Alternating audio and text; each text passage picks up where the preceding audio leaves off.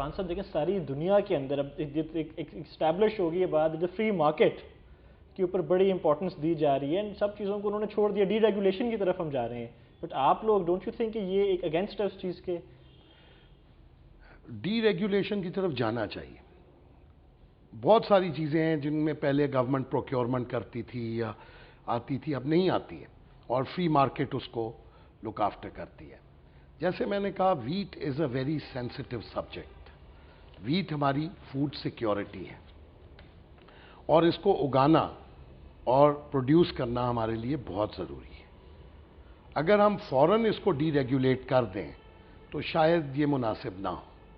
हर मुल्क को अपने मारूजी हालात के मुताबिक और अपने तकाज़ों के मुताबिक आगे बढ़ना चाहिए। हम जो वीट प्रोड्यूस करते हैं वो सिर्फ हमारी ज़रूरत ही पूरी नहीं होती, शायद हमारे हमसाया ममालिक में, अफ़गानिस्तान जैसे ममालिक हैं, वो भी हम पे, मैं पाकिस्तान की बात कर रहा हूँ, वो हम पे रिलायंट होते हैं।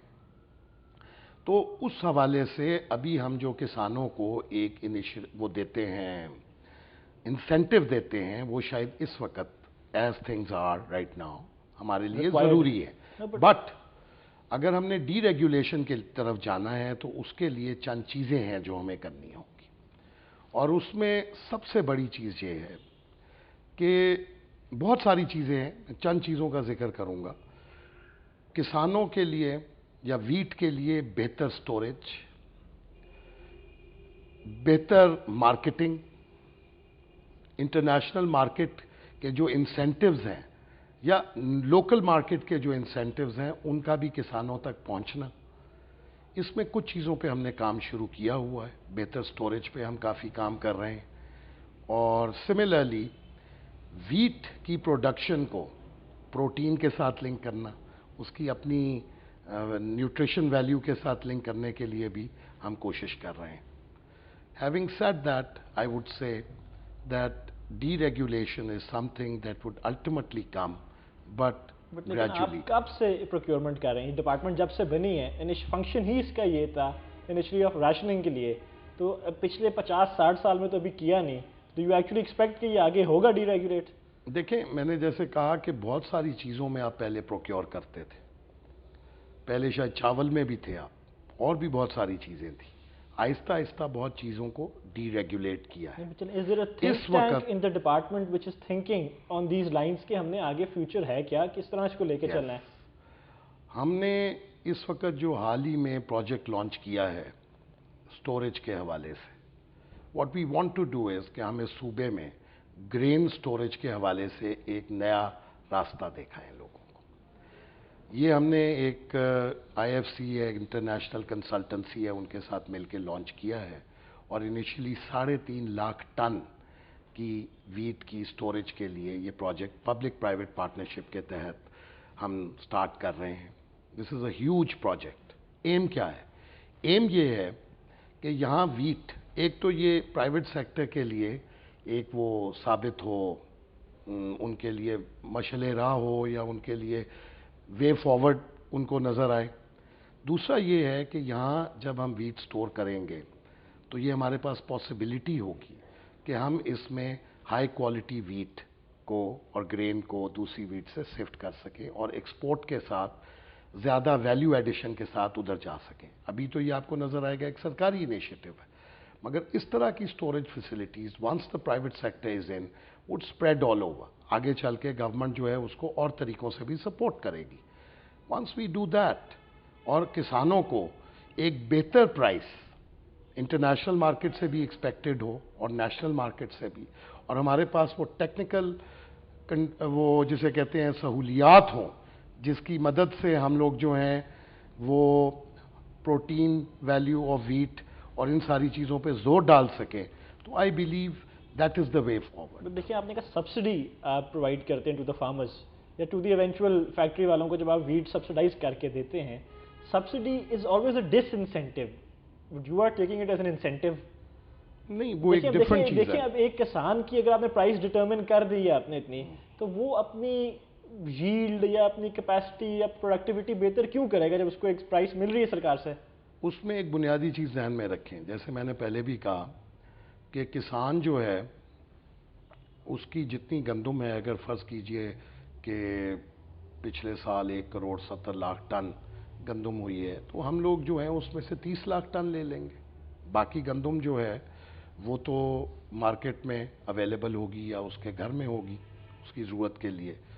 किसान के लिए इंसेंटिव पैदा करने की ज़रूरत है। इस वक्त पाकिस्तान में गंदम को, दुनिया में गंदम जो है उसके अंदर गंदम की प्रोटीन वैल्यू या ग्लूटोन वैल्यू, इन चीज़ों को देखा जाता है, जिसकी वजह से गंदम जो है ज़्यादा हाई वैल्यू पिक करती है। आपकी जो यहाँ इंडस्ट्री है, फ्लोर मिल्स ऐसी हैं जो एक्सपोर्ट में हैं and they are making wheat products. ज़रूरत इस समर की है। ये तो जो हम सपोर्ट प्राइस दे रहे हैं ये व्हीट प्रोडक्शन के लिए एक इंसेंटिव है, मगर बेहतर व्हीट लाने के लिए और मार्केट से बेहतर प्राइस फैच करने के लिए तो फ्लोर मिल्स को आगे आना होगा। आप प्रोक्योरमेंट, बिकॉज फैक्टर्स क्या आप देखते हैं while procuring, because that will determine कि जी वो किसी के पास कितना इंसेंटिव है actually to improve his production. मैं वही कह रहा हूँ ना, वो इंसेंटिव हमें क्रिएट करने की जरूरत है। इस वक्त तो जितनी आपकी वेराइटीज लगती हैं वो हमारी एग्रीकल्चर डिपार्टमेंट, सीड डिपार्टमेंट्स मेहनत करती हैं और बेहतर से बेहतर वेराइटी लग रही है। But what we need to do is, और हमने किया भी ये था, we brought all the mills together, flour mills, और हमने एक इनिशिएटिव लॉन्च किया। हमने कहा कि आप लोग जो एक्सपोर्ट के हवाले से जाते हैं या high end of the market के साथ के लिए जाते हैं, तो let's connect you with the farmer, और फार्मर को आप लोग प्रीमियम का इनिशिएटिव या इंसेंटिव दें कि वो बेहतर प्रोटीन वाली गंदम आपके लिए उगाए। मैं यही कह रहा हूं कि एक दफ़ा स्टोरेज फैसिलिटीज़ मुल्क में हों, एक दफ़ा ऐसी फैसिलिटीज़ हों जिनमें हाई प्रोटीन वीट को और दूसरी वीट को शिफ्ट किया जा सके, हाई ग्रेन की प्रॉपर, जिसे कहते हैं इस कमोडिटी की प्रॉपर वैल्यू को जिसे कहते हैं प्रोटेक्ट भी किया जा सके, निकाला जा सके, तो मिल्स जो हैं खुद आगे आएंगी, मिल्स खुद आगे आएंगी और एक्सपोर्ट ओरिएंटेड इंडस्ट्री या हाई एंड इंडस्ट्री भी इस फील्ड में आ जाएगी।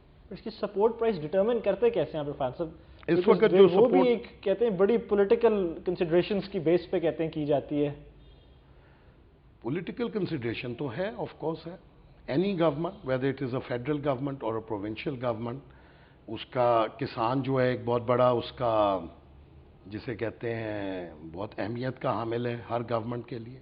Ultimately it has to be a decision keeping in view the benefit of the farmer. Support price जो है वो बेसिकली, आपको मैं बताऊं, आज से 4 साल पहले 625 रुपए सपोर्ट प्राइस थी, और पाकिस्तान जो था वो डेफिसिट रेजीम में आ गया था, विच मीन्स के पाकिस्तान में गंदम कम हो गई थी, नहीं हो रही थी, और इंपोर्ट करनी पड़ रही थी वीट। गवर्नमेंट ने, फेडरल और प्रोविंशियल गवर्नमेंट ने मिलकर डिसाइड किया और सपोर्ट प्राइस को 950 पे ले गए। क्यों ले गए? डबल कर दिया? डबल तो नहीं, 625 से 950। बेसिकली बिकॉज एग्रीकल्चरल इनपुट्स की कीमत तो हर साल मुसलसल बढ़ रही है, और किसान को आफ्टर ऑल जो गंदम उगानी है या कोई भी फूड की आइटम उगानी है, it has to remain feasible.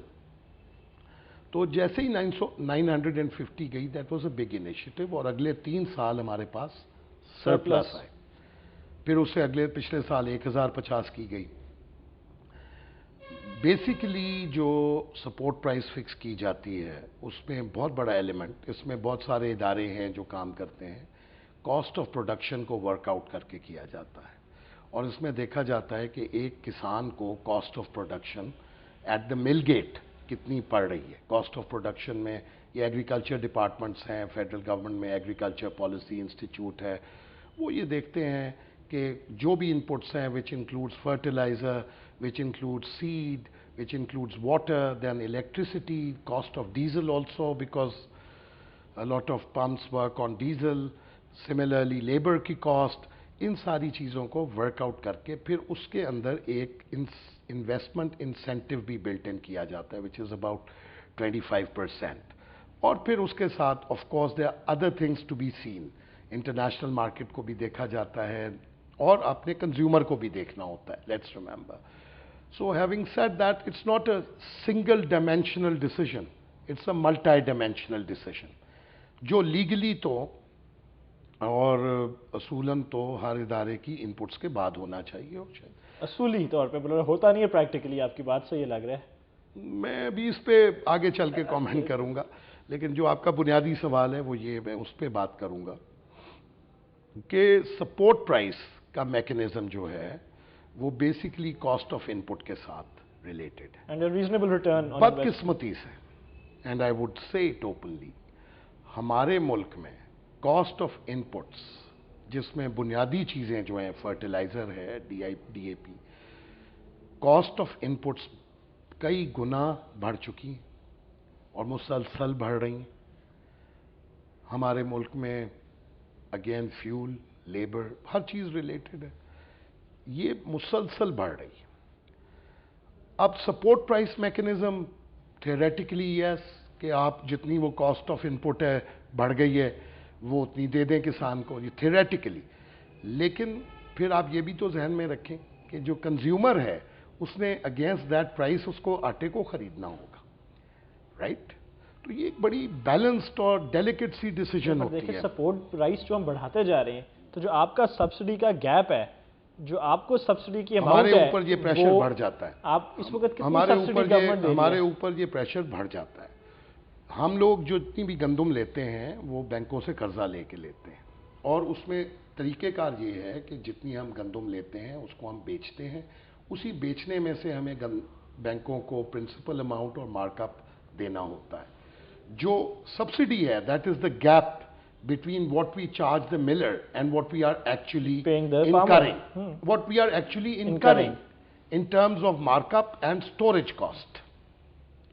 So having said that, ये जो सब्सिडी है ये हमें, ये वाला पोर्शन हमें गवर्नमेंट देती है, और तो ये पोर्शन बढ़ता ही जाएगा ना जब सपोर्ट प्राइस बढ़ेगी। इसीलिए हम लोग बार बार मुख्तलिफ सतह पे एक बात उठाते हैं, वफाकी सतह पे भी ये बात उठाई जाती है कि सपोर्ट प्राइस को मुसलसल बढ़ाना, गो कि ये एक टूल है जो वाहिद टूल के तौर पे यूज किया जा रहा है इस वक्त किसान के लिए इंसेंटिव के तौर पे।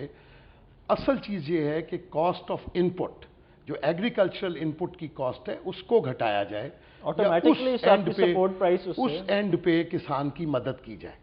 उस एंड पे अगर हम किसान की मदद करें तो maybe that will be much more feasible financially. We have worked it out, it be much more fine. जितनी अब हम इस वक्त सब्सिडी देनी पड़ जाती है या हुकूमत के ऊपर जितना बोझ आता है उससे कम बोझ में किसान को सब्सिडी दी जा सकती है, या किसान को इसमें कुछ वफाकी हुकूमत की तरफ से भी मसाइल हैं, जिसमें ख़ास तौर पे फर्टिलाइज़र के इश्यूज़ हैं, डीएपी के इश्यूज़ हैं। अगर हमारे अपने मुल्क में फर्टिलाइज़र जितनी इंडस्ट्री है उसको प्रॉपर गैस मिल रही हो और जहाँ फर्टिलाइज़र प्रोड्यूस हो रहा हो तो maybe will not have to import it, और अवेलेबिलिटी भी एक इशू होता है। ये हम वफाकी हुकूमत के साथ बार बार इशू उठाते हैं, और मैं तो अगेन कहता हूँ कि हमारे यहाँ एग्रीकल्चरल इनपुट्स पे जीएसटी 16% है। Why should it be that? जहाँ हमारी फूड सिक्योरिटी सामने आ जाती है वहाँ हमें ज़रा दूसरे एंगल से सोचना चाहिए और उसकी कॉस्ट को नीचे लाने के लिए इसको भी कम करना चाहिए।